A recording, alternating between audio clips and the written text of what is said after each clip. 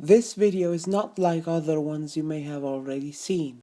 There's plenty of videos here on YouTube already about is the iPhone 5S worth it in 2017 or some other iPhone model, where all they do is list the specifications which don't mean anything. They usually show a phone that is freshly restored and has nothing on it, and they have much higher standards because they also have the latest iPhone. They might give the older model a try for a few days, but ultimately they have a newer and better model that they'll rightly stick with.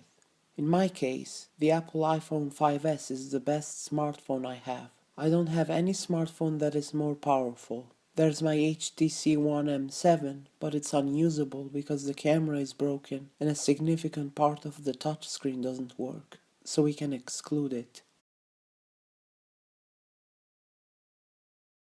I've gone through many smartphones, but this 5S has been my main one since August of 2016, so I've had some experience with it as my daily driver, so to speak. And now I'm gonna list some reasons why I still like this phone and I'm not looking forward to upgrading to a new one, even if I could consider it.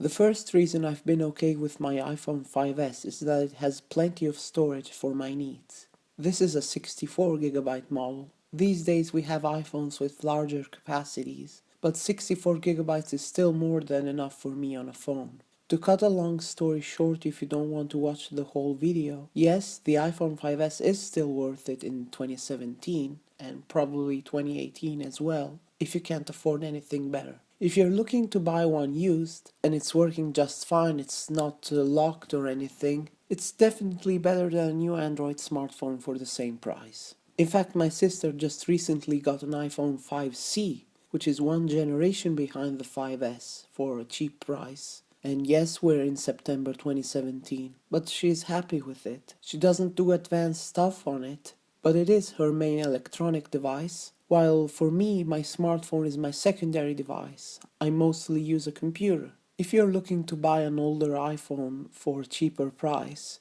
just make sure the storage option you're getting is okay for you, because it's not expandable. For most smartphone users, including me, 16GB isn't enough. The minimum I would advise is 32GB. It will be much better in the long run. But if you don't install more than a dozen applications and stream your music instead of storing it, you could go for a 16GB option, but be careful.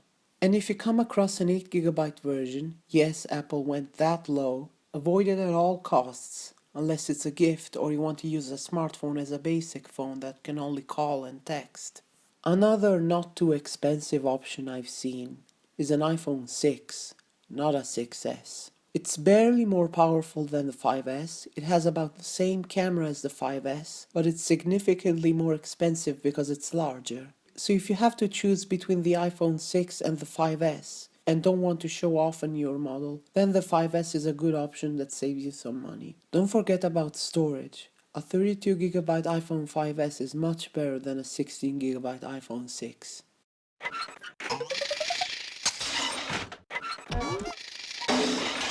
The second reason I've been okay with my 5S is that it's a small phone. I used to have a OnePlus One with a 5.5-inch screen and it worked beautifully, but I gave it away because it was too large. I just prefer smaller phones, and I hate how there's so few of them out there today that are actually powerful. There's the iPhone SE, but my 5S is still good enough for now. In fact, you could find an iPhone SE for about the same price as an iPhone 6, but it's as powerful as the 6S, and the jump from the 5S and 6 to the 6S in performance is significant, so unless you can't stand small phones, definitely get an iPhone SE over the iPhone 6.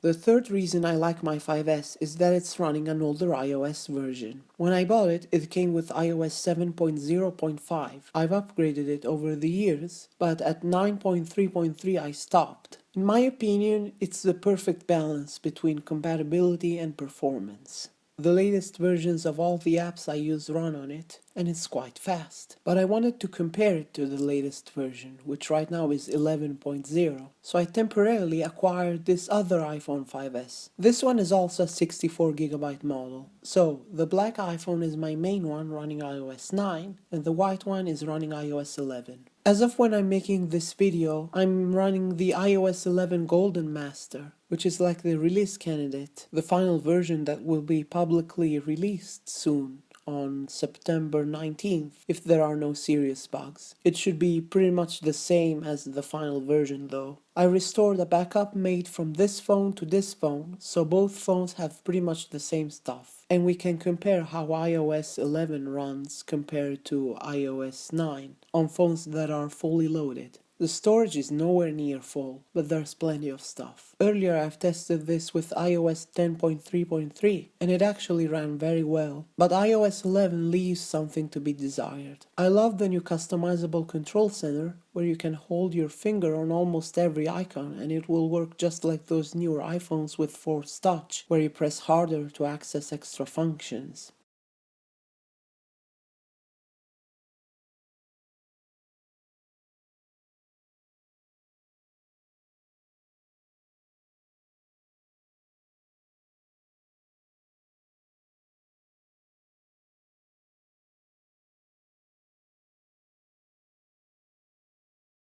But one thing I don't like is how they stopped supporting 32-bit only apps, claiming they slow down the phone. Actually, older apps designed for older iPhones would run faster on a newer iPhone, wouldn't they? And I thought it was bad that Microsoft doesn't support 16-bit applications on 64-bit versions of Windows, despite it not being impossible to implement.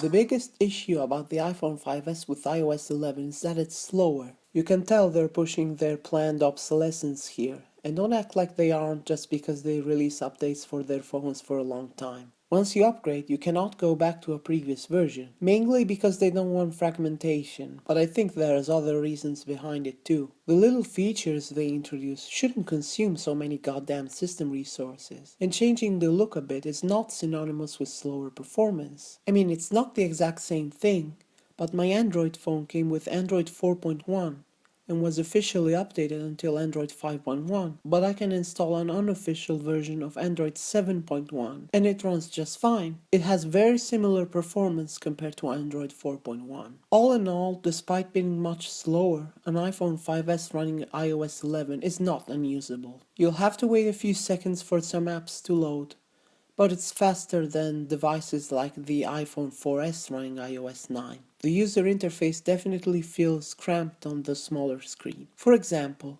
what the hell gives with these large headers on many apps? They still sell a small iPhone like this called iPhone SE, which will run iOS 11 just fine, but a cramped user interface makes you wish you spent more money on the bigger and more expensive models. Why can't you just appreciate what you bought without any regrets? After all, these devices are mostly locked down, so you just have to accept the limitations posed by the manufacturer if you can't hack it. And even if you do hack it, which is called jailbreaking when you do it on an iOS device, you can't get around server-side limitations like installing an older iOS version. For this reason I prefer computers and my smartphone is just a secondary device. And that's another reason why I'm fine with my 5S even if it's an older model. Despite all this, I'm still considering buying a new smartphone, because this one actually fell in water once. I managed to save it, as you can see, and it does mostly work. The only issues caused by the water damage are that it thinks that headphones are always plugged in and the battery lasts much shorter. I fixed the first problem with a jailbreak tweak called Audio Out, but the terrible battery life is a big problem, especially since the original battery life was already mediocre. I could just replace the battery, I've done it before, but I'm afraid merely touching the corroded internals makes it break, so I don't want to risk it. It's probably hanging by a thread. You can read the full story of what happened when my iPhone got wet and what I did by clicking the link in the description. I don't have much more to say for now. If I forget something, I'll add it in the description, so be sure to read it. If you have any questions, just ask in a comment. Thank you for watching.